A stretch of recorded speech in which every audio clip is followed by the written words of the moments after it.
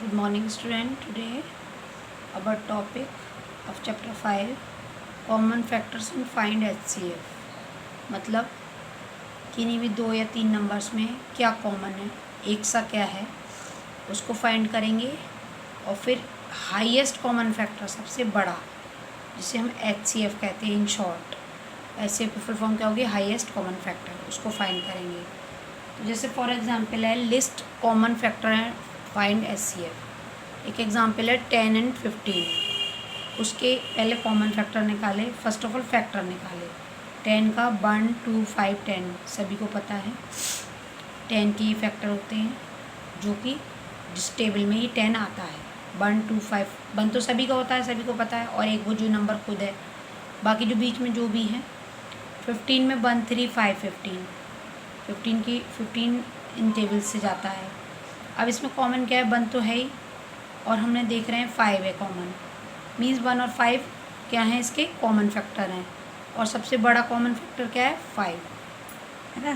तो इस तरह से 5 HCF हुआ हमारा 10 और 15 के लिए। इसको हम कहते हैं फाइंड द HCF, है ना। It is clear.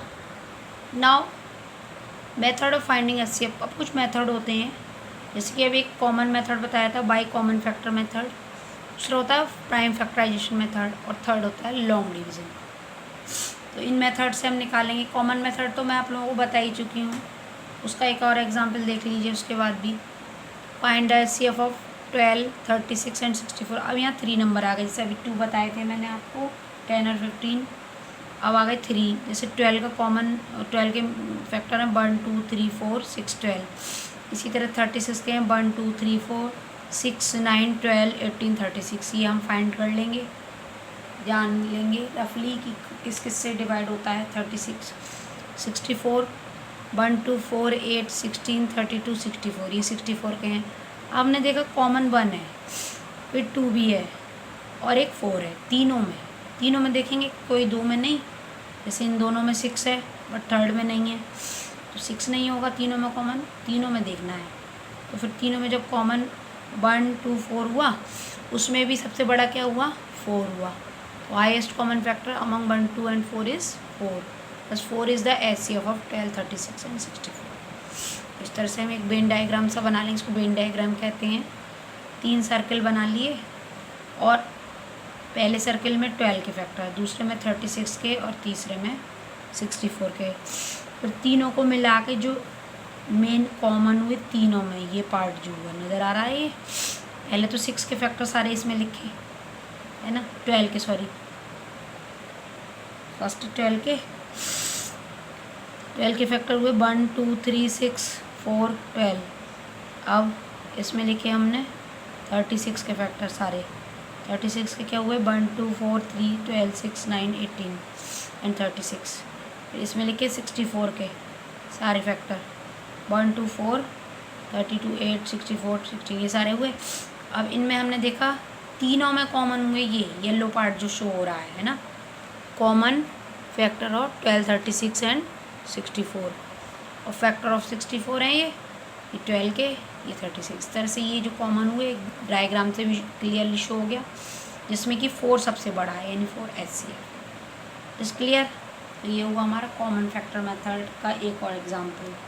नाउ हम देखते हैं प्राइम फैक्टराइजेशन। देखिए एग्जाम्पल है बाय प्राइम फैक्टराइजेशन से सॉल्व करेंगे। 32 एंड 40 दो नंबर हैं।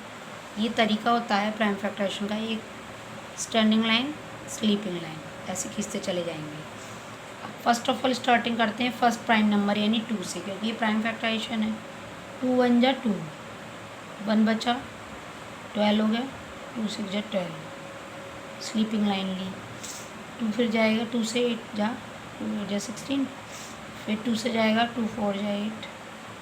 इसका प्राइम फैक्टर 2 से ही जा रहे हैं क्योंकि ये मेन नंबर है लास्ट में। 2 2 जा 4, 2 1 जा 2। अब बस स्टॉप यहाँ पे बना गया, यानी 32 के जो फैक्टर हुए वो क्या हुए?